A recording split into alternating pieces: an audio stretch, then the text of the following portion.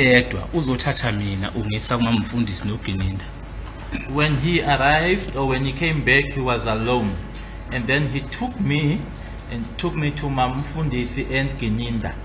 Thank you. That was now his second coming, but on the same day. Inkathi ke manje esebuyo kwesibili kodwa kwangaleli yalanga elilodwa. Yebo. Yes. Thank you. Then it takes you out, then it takes you somewhere. What then happened? Hamba ke nawe kuyisa ke kumamfundisi nakuGininda kwenzekani? Afika ngahlala lapha ngiyobhala statement. That's where I was now going to make a statement. What place were you taken to? Yiphi le ndawo owahanjiswa kuyona? Khulukhulu laphana ePrimrose. Kwelinye office ahleli kulo. In Primrose, we were in an office. So you do not know the place, the name of the place where you were taken Igama to, lendawo. except to say that it's an office, it's around Primrose.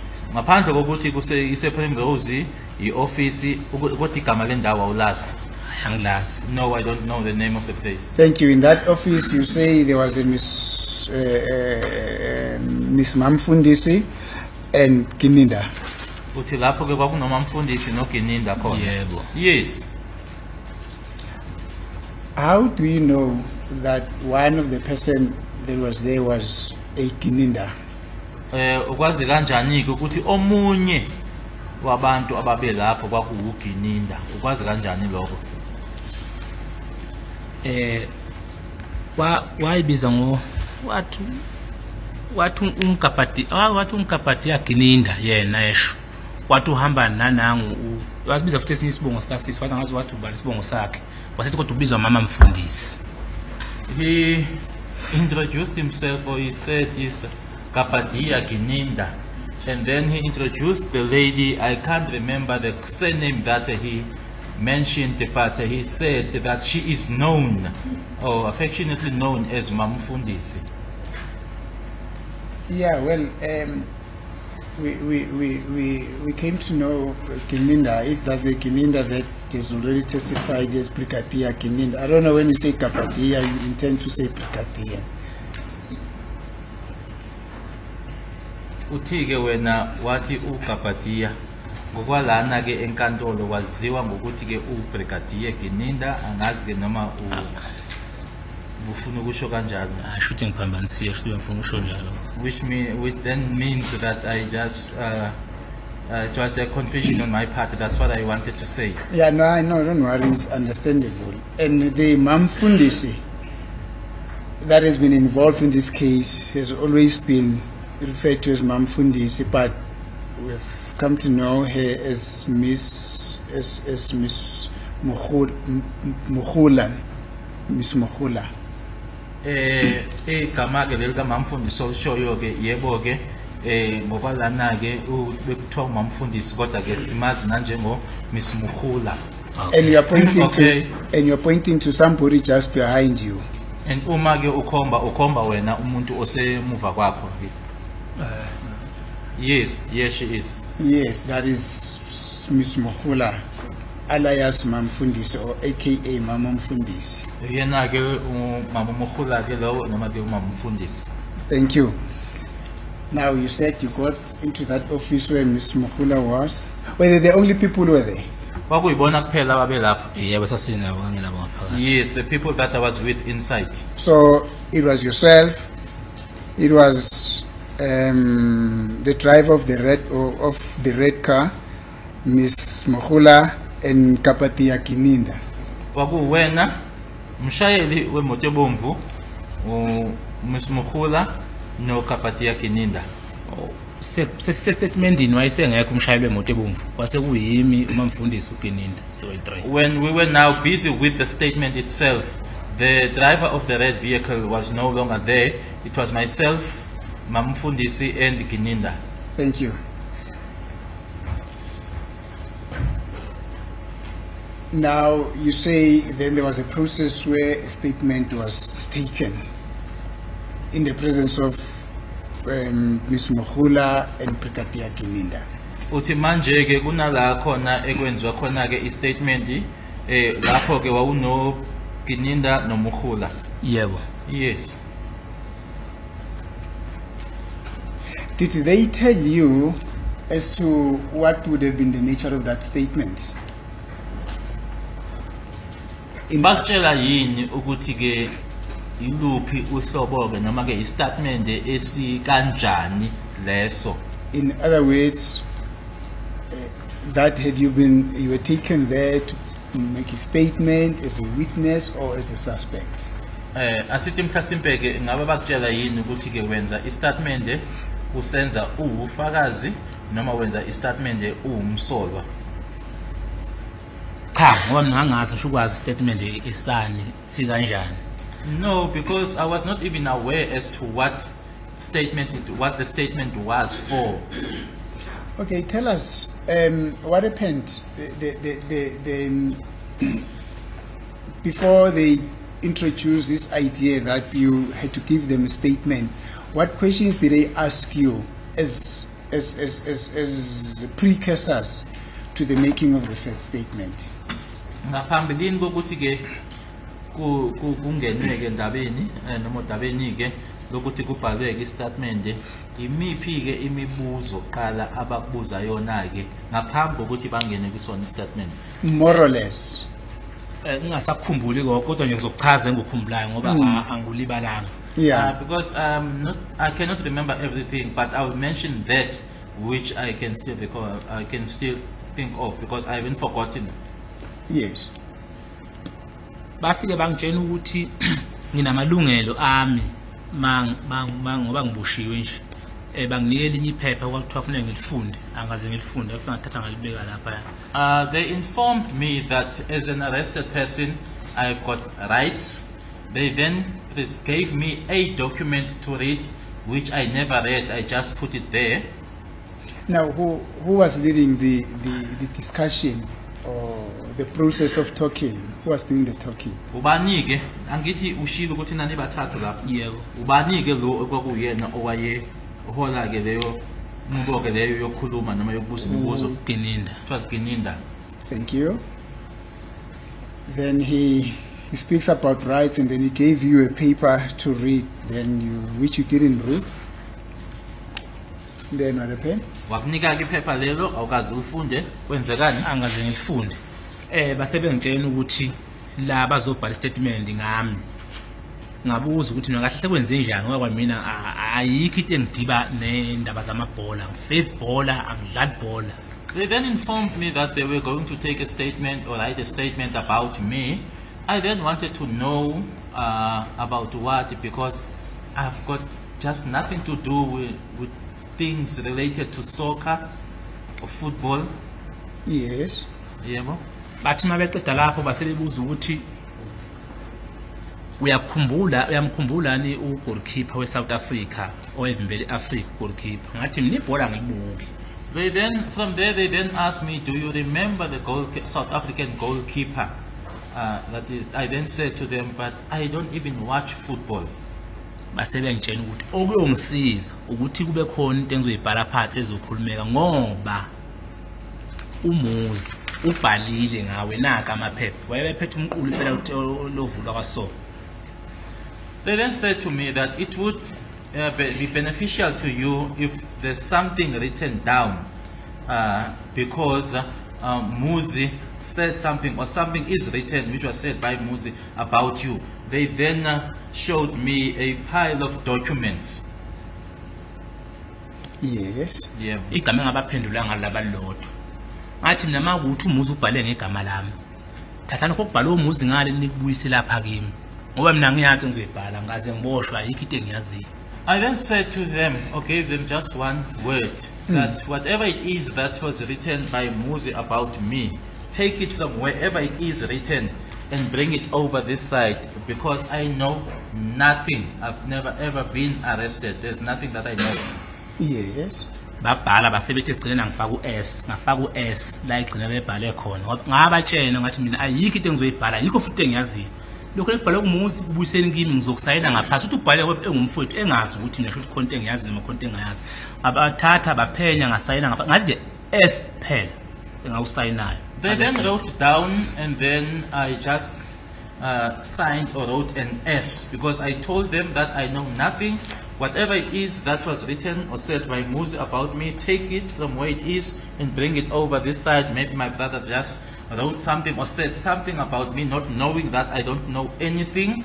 I just signed or wrote that S. So in essence, you told them to transfer, as per the allegation, what Muzi had told them into the document that you said they can transfer to, and then thereafter, after having done that, then they requested you to sign, and then you put an S on that document, the content of which you do not know.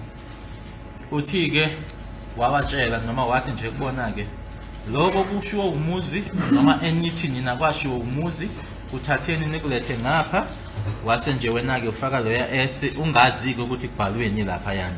Yebo. Yes. Now why did you make such an arrangement? Manje ke kwakungani ukuthi wenze noma usho into kanjalo noma wenze nje leyo nto ekanjalo? Ngase ngifuna ukuphuma kuba indlela sengishaye ngayo sengenele. I just wanted to be out of their sight or to get out of them. I had enough the manner in which they had assaulted me. Thank you. Now you put that S and then what happened? Wawufaka ke u-S. Awufaka Loyo kwasekwenzekani? ngithe ngiqeda ukufaka u-S usisi lo osemva kwami wacofa ifoni wangikhombisa nangu ngafika wathi uyamazi lo ngathi wayegqoka isikibha esipofu esinemkhono emide egqoka ujini ivasi emnyama egqoka ikhavela emnyama ikhavela emnyama isweater ngathi ngiyamazi wangakithi. Then the lady behind me, a witness again pointing behind him, took out a phone and pointed out, she showed me Mafika and asked me if I knew him. I said yes, indeed I know him. He's from back home. He was wearing a red t-shirt with long sleeves, a black jeans as well as cavelas. Yes. And then sabe sesigcinana ke lapho. That was the end. Kwaqhubeka iminyaka ngaze ngaqhubeka ngikhuluma. Then I don't know whether I should proceed. And then years went by. sengakafika eminyakeni. We still there at that office. So what ultimately happened to you after the phone, after you, Ms. Muhula showed you a photo of a person that you identified as accused number 2 from the phone that she had. Then you said that was the end of the process that day. What then happened to you? Were you taken back to Primrose Police Station? Were you released or what happened? Nanjengoba usho ke ukuthi ke usisi ke wakhupha ifoni noma wakhipha ifoni wakutshengisa yena ke uma fika ke usuthi ke wasuthi yamazi wena uthi nagcinana lapho ke ukusuka lapho wabuyiselwa ePrimrose noma kwenzekani? Bangibuyisele eselini. They took me back inside the cell. uLesithathu ebusuku. It was Wednesday evening. To Primrose Police Station, where you were faced by the driver of the red vehicle. ePrimrose la wawukhishwe khona umshayeli wemoto ebomvu. Wabuya wehle ngaphandle wabuya uzongithatha ngifaka ngaphakathi futhi emaselini. He was seated outside, so he came back, took me and placed me back in the cell. Okay, now you went back to the cells. What ultimately happened to you? Wabuyela ke emaselini kodwa kwagcina sekwenzekani ke ngawe? Washaya umsombuluko bafika bazongithatha. It was then a Monday, then they came to fetch me. Bezongilanda wayiyo le moto ebomvu i-double cab. It was the red vehicle, the double cab. Ngoba ezinye sadibana nazo endleleni zayingekho ePrimrose phakathi. Lezi zazingihlanga phakathi wawuyizothu kwakuyi-double cab kuyilebomvu. Lezi ezinye ngathi sesiyongena epolice station eGoldsport zaqhamuka seqhamuka emva kwethu. The other cars we met along the way because they were not there at Primrose when I was fetched. It was only the red vehicle and the double cab. It was only when we were about to enter the police station at Goldsport when these other vehicles appeared from behind. Okay, Mr. Kwabeni, it is on a Tuesday afternoon or in the early hours of the evening when you met Brigadier Gininda and Sergeant Mohula in that office where that, I don't know what to call, whether to call it a statement or whatever, but where that document was compiled, where you put an X, then you said the policeman was waiting outside that he came to fetch you and take you back into the cells. That's happening on a Tuesday. Uyasho ukuthi kwangolesibili uma kwenzeka lokhu la khona ke owaya khona kulelo office kwakuno Gininda khona noMuhula kwabhalwa ke lokhu kwabhalwa lapho kangazi noma ngithi statement noma yini mase qediwe ke uthi iphoyisa lahlezi ngaphandle leli elalizokuthatha la selibuya ke lathatha lakufaka emaselini. Nakho siphazama khona. This is where we making the mistake. Yes. Ulesibili akusilona bafika ngabe bezongibhala statement. The Tuesday was not the day on which they came for me to make the statement. It was on the Wednesday. Yes, on a Wednesday you're making that statement, but now after having made that statement, you then get taken back to the cells by the driver of the red vehicle. Kodwa ke sekwenzekile lokho sesibhaliwe statement leso wafika umshayeli wemoto ebomvu wakuthatha wakubuyisela emaselini. Yebo. Yes. Right. Now you are in the cells. What then happened next? Usemaselini ke manje kwase kwenzekani kokulandelayo usemaselini manje. Ngahlala kwasekuseni kwakuzoba ulisile. I was there and then the following day would have been a Thursday. Yes. Bafika ngolesine ekuseni. They arrived on Thursday morning. Bazongithatha behamba ngemoto ebomvu le-double cab. To fetch me, they were traveling in the red vehicle and the double cab. Who are these they? Bezo obani. Lo emoto ebomvu. The one nale double cab. The one of the red vehicle. Driver lo bhuti okuthiwa Maphumulo. The one of the red vehicle as well as the double cab. The double cab was driven by Maphumulo. Thank you. Now we know it is a Thursday morning. Not so? Siyazi ke manje ukuthi kwangolesine ekseni. Yebo. Yes. Right. They come fetch you. Where did they take you to? Bakuthatha bakusa kuphi? Bathi ngiyahamba ngiyobingelela police station se-Vosloo eGoldsport. They then said that I was being taken to the Goldsport police station in Vosloo. You made something about Bingelela. You said something about Bingelela. Ukhulume ngokubingelela? Bathi ngiyobingelela, bathi ngiye court. Okay. Court noma police station? Kune laphana kune court police station. Okay. Now it's not the police, it's now the court. Now when referring to Bingelela and then the court, in other words, I was now being taken to the court. But earlier on it was the police station. So I was being taken to court to go and appear in court. Thank you. That's now on a Thursday. Did you indeed appear at court on that day? Ngabe ke wayibingelela ke imanje ngalelo langa lelo enkantolo. Hayi lutho angaze ngiyibingelele bafike bangena ngeemoto eziningi bajika ngapha ngemuva bangixoza kothi ngangena kwabanye abafowethu engibafica behlezi ngapha ngemuva. Waphinde kwabuya lelo phoyisa lelo futhi lelihamba ngemoto ebomvu. Ngifuna ukuthi ngingayisho yonke lento nje. Okay. Asingayijaheli ungayisho yonke beningi futhi. Yes. Awuyiqale futhi uthini? Awuyibingelelanga manje. Angibingelanga. Ngathi mangifika sangena ngale ngemuva. I did not go to court, or I was never taken to court. We got to the police station and then I was taken to the back and then I found some other gentlemen there. Yebo. Leli phoyisa lelihamba imoto ebomvu. La ngitshela ukuthi kuzofuneka ibail engango 2000 rand. And then the very same police officer traveling in the red vehicle informed me that there would be bail set at the amount of 2,000 rand. Okay, just a second. When you say they took you at a back, did you get into the court building through the back entrance, or you remained in the vehicle? What happened? Ma uthi ke bakuthatha bakusa ngasemuva ingabe wangena yini kwibhilidi lasenkantolo noma kwenzekani?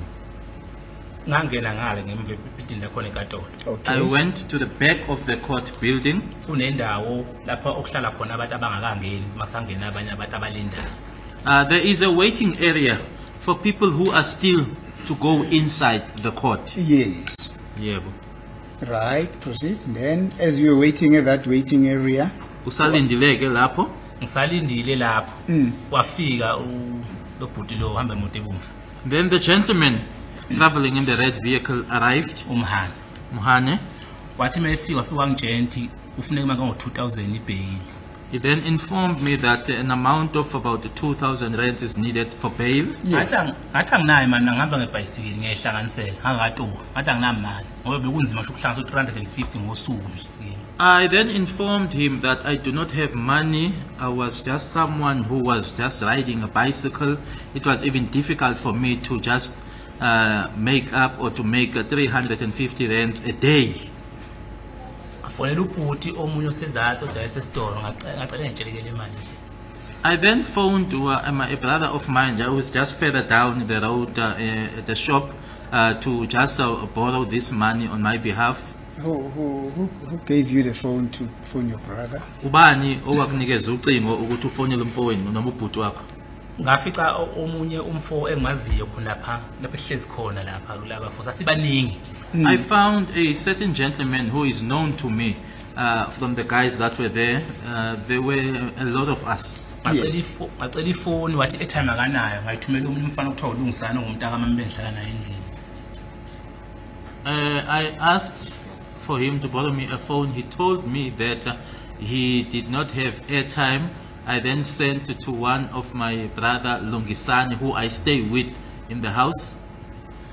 Wathe mayexeda ungifuna uLungisana kahambe wayithatha kubhuti imali wayithatha imali nga-2000 wabuya nayo.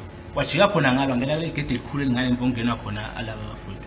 I then asked Lungisani to go to my brother and get the money. Indeed, Lungisani went, got the money, and he came with the money, and he also used the back entrance and came to the place where I was together with these gentlemen. Mr. Kwabeni, we're still at that point where you're saying the gentleman who was prepared to give you a phone says to you, I don't have airtime. How did you then manage to find airtime in order to phone? Mnumzana uGwabeni siselapha yana othi khona waboleka ke ifoni kulo umlisa lona wasethi kwena akanayo airtime. Manje ke yatholakala kanjani airtime ukuthi ke manje usushaya ucingo imali ile izeke? La kwi-airtime kwakukhona abantu ababeze kimi sebezwile ukuthi sengilapha eGoldsport. Babeze kimi besuka la kule hostel ngaphesheya emazulwini bethi bazongibona ukuthi kwenzenjani. With regards to the issue of the airtime, at that particular time now, there were people that had already heard that I was there at the Goldsport, that is now at the court or the police station. Yes. So they came over from the hostel just across, called Emazulwini. So they came from there to come and see me, to come and find out as to what happened. Okay, the hostel is a Basutwin and there's a Mazului. Yeah. Okay. Bathi ngithenga amagwinya ngaloo mali aze ngwathenga amagwinya ngakhetha ukuthenga i-airtime ngoba ngangifuna usizo ukuphuma lapha engikhona. They then said with the money that they gave me that I should buy fat cakes, but I never bought the fat cakes. Instead, I bought airtime because I wanted help or assistance to get out from where I was. Yeah, but these people paid you a visit and gave you money to go buy a Mafet Coke. Labantu laba babebuya ehostel lena kuthiwa kusemazulwini bakunikeza imali ababezokubona bakunikeza imali ukuthi uthenge amagwinya. Bathi ngithenga amagwinya bavela ngabathi ayithenga amagwinya udle kwakusekuseni. They said they gave me money, told me to buy fat cakes and said eat because it's still in the morning. So with that money, then you divide means in order to get an airtime. Wena ke owakwenzako ukuthi uthathe leyo mali uthenge airtime. Yebo. Yes, because I wanted to get out. Is that the airtime that you used in the phone of the person who said, no, I can borrow you a phone and phone whoever you want to phone? Wase ke uthatha leyo airtime ke wayifaka kule phone yalo owakuboleka ifone. Yebo. Yes. Then who did you then phone? Wase uxhumana nobani? Ngixhumana nobhuti osesitolo ngifonela. My brother who's at the shop, I contacted him. Who is his name? Ubani igama lakhe? Thengizwe mabaso. wathi Thengizwe Mabaso. Thengizwe Mabaso. Thank you. You called him, then you discussed with him to borrow you money. Wathi aboleka imali. Ngathi angiboleka imali kango 2000. Yes, to the amount of 2,000 rands. And then what happened? Kwasekwenzekani? Wayehamba uLungisani wayithatha wanginika. Wahamba uLungisani wafika wayithatha wabuya nayo. Lungisani went there, got the money and gave it to me. So he found you still at that waiting area. uLungisani wathola ukusekelea ndawo ukwanani linde kuyona. Yebo. Yes. Thank you. He arrives with the money, he gives you the 2,000 rand, and then what happened? Wakunikeza ke imali leyo kwasekwenzekani? Wanginika imali wabuya futhi umhani weza kimi. He gave me the money and Muhane came back to me. Afike ngamnika lo 2000 rand. I gave him that 2,000 rands. Wangikhipha ngaphuma ngahamba ngaze ngibingelele icourt. He then released me. I never went to court, or I never appeared in court. Kwaphela kanjalo kuze kube namhlanje. That was the end of it up until today. No, Akpela. We're still coming to the end of everything. Ayisesisho lokhu okwemali ukuthi ngaphuma kanjani. Nakimi akakapheli. To me, it's also not the end, but I'm just referring to this issue of the money. So Mohane comes to you, while it's in that waiting area, and say the court is going to demand 2,000 rand for a bail for you to be released out on bail. Muhane uza kuwena uyakutshela ukuthi ke inkantolo izodinga imali engango 2,000 ukuthi ke udedelwe noma ukhishwe. Yebo. Yes. And that is even before you could appear at court. Lokho kwenzeka ngaphambilini kokuthi uyobingelela imantshi. Yebo ngakani. Yes, before I even went. You make means to get that money, 2,000 rand, then you gave it to Mohane. Wase uyazama ke ukuthi uyihlanganise leyo mali wayinikeza uMuhane. Yebo. Yes. And you get released. Wakhishwa. Ngaphuma. I got released. Did Mohane give you any document which would... Angiyanga lutho. He gave me nothing. Let me tell you, when a person pays a bail, there is something that is normally referred to as a bail bond, like a bail receipt. So you never got that document. Ngokujwayelekile ke uma umuntu ekhokha imali leyo ye-bail kunepheshana ke okubizwa ngokuthi phecelezi ke i-receipt umuntu alitholayo uthi awukazi ulithole wena. Akaze ngini. He never gave it to me. And what would also happen is that bail is fixed by the court, unless it is a police bail. Okuvamise ukwenzeka ke ukuthi kuba yimantshi noma ke kuba inkantolo ke eye ekunikezeke noma isho ukuthi ke imalini ibail yakho ngaphandle kokuthi ke iloko kubizwa ngokuthi ke i-police bail. But even so, when you pay a police bail, you are entitled to a receipt.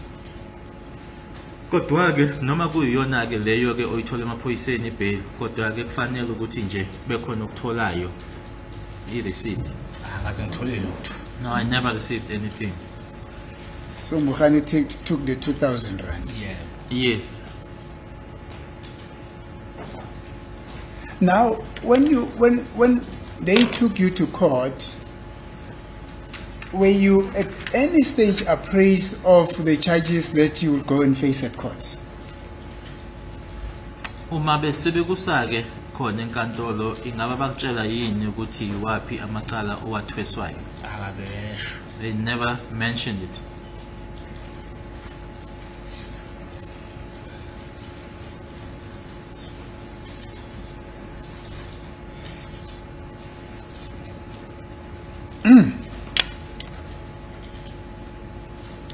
This Mohane is the driver of the red vehicle who has always been driving you. Umuhane lona ke ulo oshayela le moto ebomve kuyena nje ngaso sonke isikhathi ebehamba ehambisa. Phela lapha kimi kakhulu uye lo uye. That's the one that was so very, very close to me. Yes. Yes. Now, he released you. Updated. Yebo. Yes. Where did you go to? Wayapi. ngahamba ngaya hostel endlini. I went home to the hostel. Now, remember you told to this court that your first encounter with the police there by at the municipal area, you sustained an injury, a horrible injury on your left arm, not so? Uzokhumbula ukuthi ushilo ukuthi laphana kwamasipala walimala ke angithi inkantolo itshengisileke lapho yes. What? Did were you medically attended? Did you bring that to the attention of the police? It could either have been at Primrose Police Station or wherever, that during my encounter with the police, I got an injury here. Can you please assist me medically? Can you please tell the court around that situation?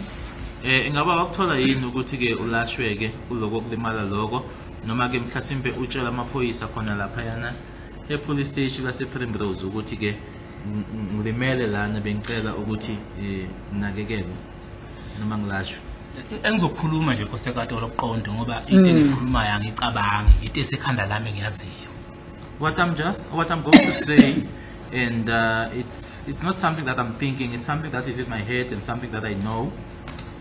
Exactly, Mr. Kwabeni. That is exactly what the court wants a witness to do. Speak that which you experienced, things that happened to you. That is exactly what this court is expecting from you. Yiloko ke impela inkantolo ekulindele kuwena ukuthi ke usho lokho kwenzeka kuwena. Ngathi mangikhuluma ngithi ngilimele ngicela ukuhamba ngeclinic noma ngephi. Waphendula lona leli phoyisa leli lihamba imoto ebomvu. Lathi awusiye ngale minqiza yakhe egcwele emzimbeni wena. Iminqiza yakhe egcwele emzimbeni wena. Ngathi ngiyakhuluma wathi lokuthiwa ukuthelezi aphopho lo sibopha thina into esibopha abantu. Wait, you know how it works here, no? We know that you're eager to tell out your story. That is understandable, and we respect that. You'll never be stopped from telling your story. But there's a sequence in which your story gets told here at court, do you understand? Siyazi ke ukuthi unale ntshisakalo ukuthi ke ukusho ke lokho ofisa ukuthi ukusho angeke kuvinjwe ukuthi ke ungakusho lokho ufuna ukusho kodwa ke kunendlela ke ekufanele ukuthi ke ukwenze ngayo lokho. Now you speak up to a certain point very briefly, it gets interpreted. You speak, it gets interpreted. Those are the rules of engagements here at court. Uyakhuluma umeke bese kuyahunyushwa ke lokho kushoyo uphinde ukhulume ume hayi nje into ende kodwa ukhulume nje kafishane ume utolikwe lokho kushoyo. And do we understand each other there, Mr. Kwabeni? Angazi noma siyazwana yini. Yes. Yeah. Because if you say one thing that is very long, some of these things in the process we are unable to understand or to hear them and to capture them, so they get lost in the process, you understand, and to find that those are the juicy ones. Ngoba ke uma uzosho into ke manje ube use uyayisho ibandeke kuzothi kona konke ke lokho ke manje kube nala sibamba khona kube nala esingakubambiye khona ke noma ke ungazwakali ke mhlawumbe kodwa ukuthi ilena ke kanye futhi ke efunekayo ke noma ke futhi esingathi nje iyona enomsoco ke edingekayo kodwa ke kutholakala ukuthi nje ukhona la engatholakala noma engabambeki khona. Do you understand, Mr. Kwabeni? Kezwakala mnjani Kwabeni? Yes. Yes, I understand. Please, let's try to do that. You're saying you want to tell this court the truth of what happened to you when you were reporting about your injury on your left arm. Uthi ke usatshela lenkantolo ke ukuthi ubusa uma ngabe ubusa wawusebika ke ukuthi ke ulimeleke la kwena ke esandleni lesi sasekunxele. Yes. Yebo. Yebo. Singaqala You can proceed. Asiqale futhi lapho. Ngabatshena ukuthi ngilimele ngifuna ukuhamba ngeclinic. I informed them that I was injured. I wanted to go to the clinic. Wathi umhane angimiyeka le minqiza yami la kwasekubambele lijezi la lapha engihlubuke khona ukubona kuba ngathi kuphihlikile nje kuso. Kwasekubambele lijezi linamathele esilondeni. Then Mokgane said that I should just leave him out with this stickiness of mine, because now the jersey was now, in other words, it was it was stuck. In other words, as you were moving it, it was on the wound itself, so it stuck to the wound or to the injury. The wool of the jersey it now stuck there. Yeah. Yes. Yes. Ngathi hayi ongcono ngivele ngihambe ngiyosho epolice station phela manje ngilimele manje. Bathiwa ayikho ipolice station obeka ukuthi yithi esibopha abantu. Ngeke siboshwe iphoyisa thina. Ngeke siboshwe iphoyisa. Iphoyisa leli gqoke uniform manje. Bathi bona kaboshwe iphoyisa. Oh, okay. I then said it would then be better for me to go and report this to the police station. They then said, no, there is no police station that would arrest us. We are not being arrested, or we don't get arrested by police officers that are wearing uniform. We are the ones that arrest people. Who's saying that? Ubani osho lokho? Tellers. Buthelezi. Is the Buthelezi that you described how he looked like earlier on? Umbuthelezi lo ubukhulume ngaye ngaphambilini. Yes. Okay. Right, and then what happened? Yebo. Asuka lapho ngavele ngayeka ngahamba ngendle. Ngaze ngahamba ngaya kudokotela okuthiwa uSiphama la ngase Angel Garage ngozofika. Siphama. Yeah. I then just left it at that, and then I went home, and then I went to consult or to see a doctor who's around an Engine Garage there called Siphama. Okay, just before we get to Dr. Siphama, when did you request that medical attention from Mokgane that you should be assisted with being taken to the clinic? Kwakunini ngesikhathi ucela ke kuyena ke Mokgane ukuthi ke ucela ukuya eclinic ngoba ke ulimele? Ngakulesine siya le court. It was on Thursday when we were going to the court.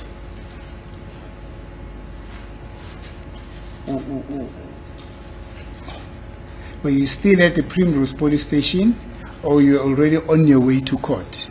Ngabe wawusese Primrose police station noma wawusendleleni eye court? Ngangendleleni eye court. On my way to court in Foslo. Thank you. I think that concludes the issue relating to your request from the police to be assisted with medical attention on the wound that you had. Ngicabanga ukuthi ke lapho ke kugcina lapho ke noma kuphela lapho ke mayelana ke nezicelo leso wasenza emaphoyiseni ukuthi ke ucela ukuya eclinic. So I understand you to say that you made a request that never happened. Engikuzwayo okushoyo ukuthi wasenza isicelo kodwa ke isicelo leso ke azange senzeke. Aze besemukele. They never accepted it. Thank you. Now, Mokgane, after having received that 2,000 rand and having told him that you can hardly make 350 rand per day, you give him that 2,000 rand, then he releases you, and then you said you went to the hostel where you were staying. We are sure ukuthi ke usumtshelile uMokgane ukuthi wena ke kunzima nje nokuhlanganiswa u350 ngelanga, kodwa ke egcineni wasuya uthola ke u2000 wamnika u2000 uMokgane waseyadedela wahamba. Yeah. Yes. Then what happened thereafter? Now we are at home. Is there anything which is of significance to that case which could have happened whilst there at your place or after that? Emuva kwalokho kukhona yini okwenzeka ke ungaba nento yokwenza ke nalo lecala leli? Angithi manje ususekhaya ke, manje ususendlini bakudedela, khona yini okwenzeka ke manje ususendlini ke? Kanje ngokuthi mhlumbeni bangibiza la noma mhlumbeni nje okwenzakala ukuphathana lecala leli. With regards to this matter or me being called here? Yes, subsequent to look, you've just been released by Mokgane after you had been interrogated about Senzo, not Senzo. You said about the goalkeeper of Africa, and then you said, no, me, I don't watch soccer. I don't even know that song. You understand? Now, ultimately, Mokgane releases you. Did Mokgane then come back, or Gininda or Miss Mohola come back to you in pursuance of that which they were interrogating you about? Angithi manje ushilo ukuthi ke wakhishwa Mohane wakusa kulela office leliyana owathola kulona ke umama kanye naye lo Gininda kwakhulunywa ke lapha yana kwabhalwa phansi wabeka uS umbekayo ke useyadedelwa ke manje wahamba waya ekhaya manje ke ususe ekhaya ingaba uMohane uGininda umuhula beza yini kwena ke ususe ekhaya ke manje belandelela lokho okwakwenzekile noma lokho okwakubhalwe phansi mayelana nalo icala leli? Cha, abezanga bafona ngashiya amafoni ami kuye uMhani. No, they did not come personally. They contacted me telephonically. I left my contact details with Mohane. Yes. Ngicabanga ukuthi wase ku 2022 qala. I think at first it was in 2022. Yes. We listening? Yebo. Bangifonela bathi ngizofuneka ecourt.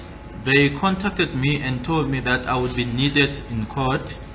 Who contacted you? Ubani ke wakufonela? uMhani. Mohane. Okay, before you proceed. June 2020, there was a lapse of about from June 2020, they don't contact you, they don't come back to you, they don't come and tell you about the reasons why you got arrested. The next time that they contact you, it's now in 2022. Yeah. Yes.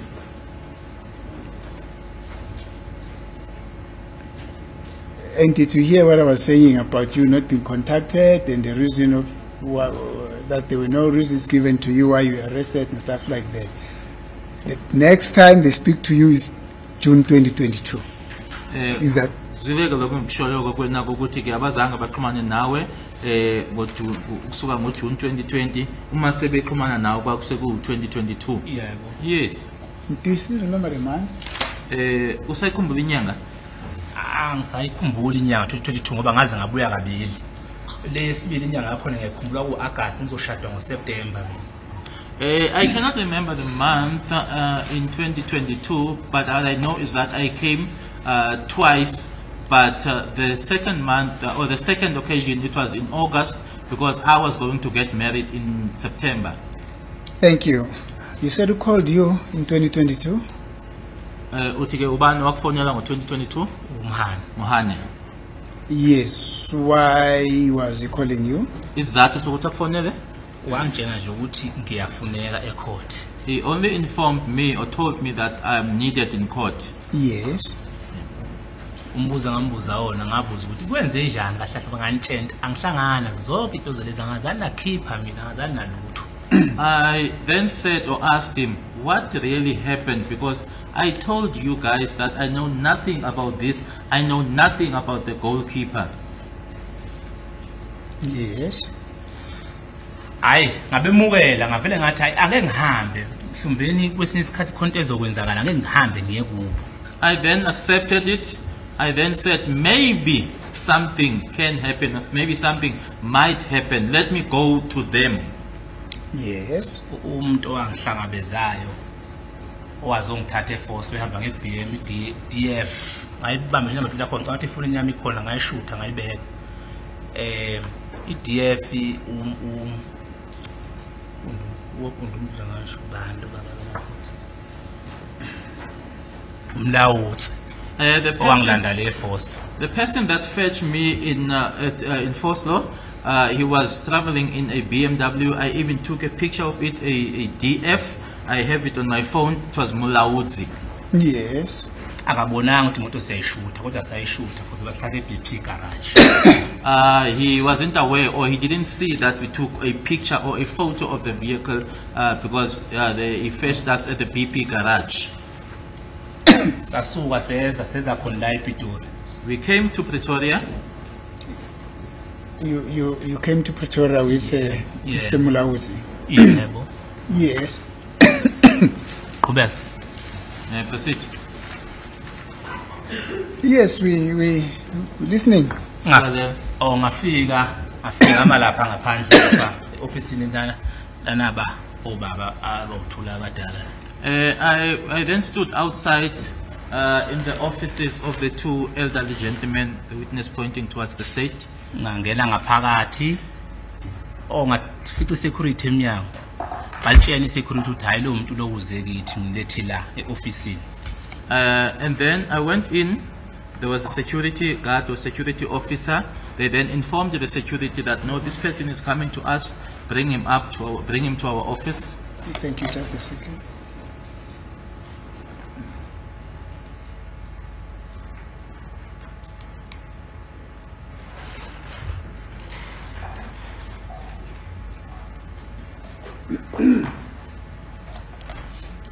Yes, you may proceed. Yeah. Kwathiwa ngaqale ngene angimi. I was told not to come in at first. I should wait. Okay, I understand you to mean that you are now in the offices of the Director of Public Prosecution, North Gauteng. That place is where my colleagues are working. That's the name of the place, DPP Pretoria. Ngiyakuzwa ke manje kuloko kusho ukuthi wawusemahhovisi ke abeshushisi la ePitoli. Yebo. Yes. Security says no, wait a bit. We will tell you when to get in.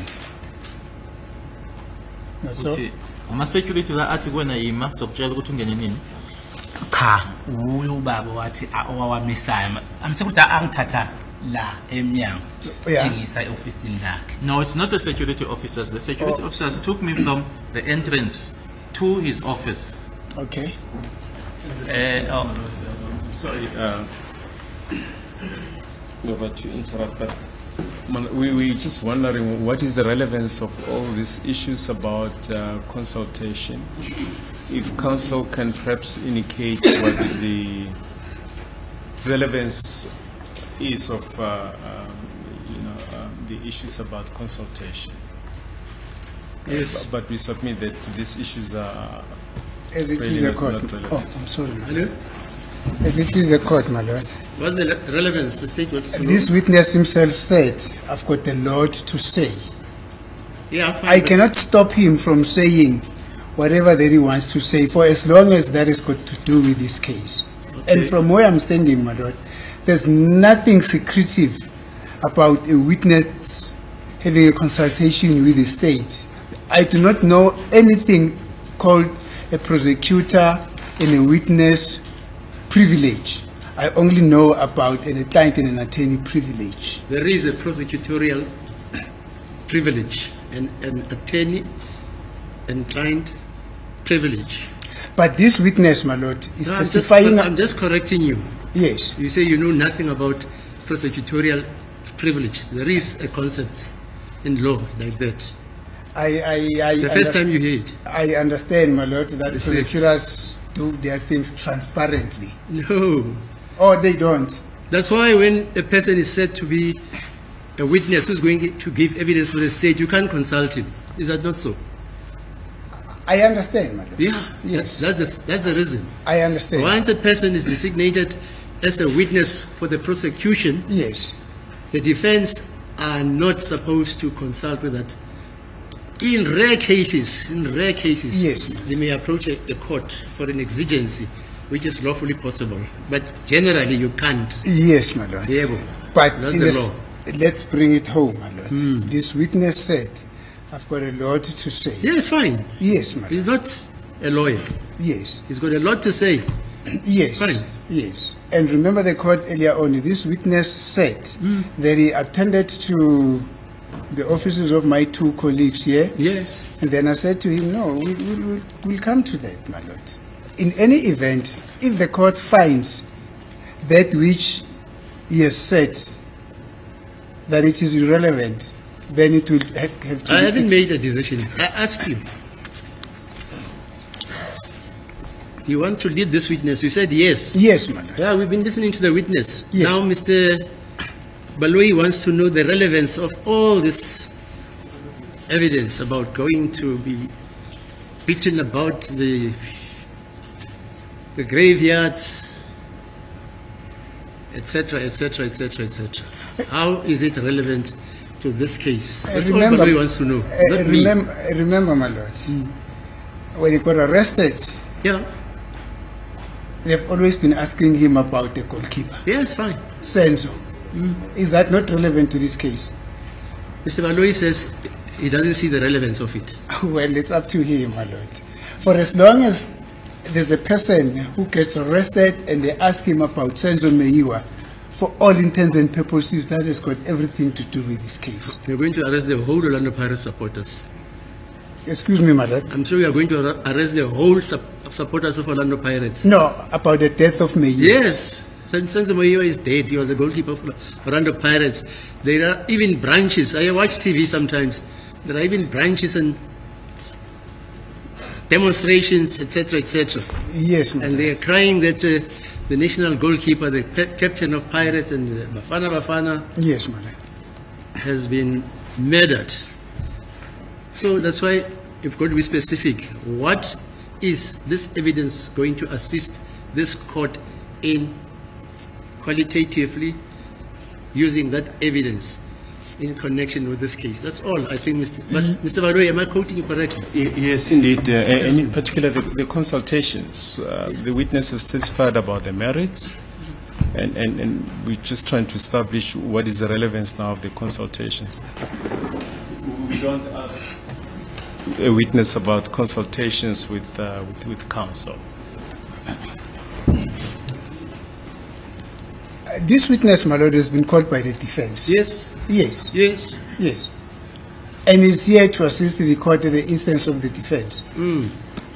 But importantly, my lord, this witness has been arrested and probed and interrogated about Senzo Meyiwa's death. Yes. This witness was beaten. There are other witnesses who came and told to this court that, the accused one has got into the box and told to this court about the treatment that he received at the instance of the police, of the investigating Yes, team in yes. this case. But there's a world of difference between accused number one and Mr. Zungu here. Accused number one has been charged. Mr. Zungu here has not been charged. That's the first difference. You want me to tell you others?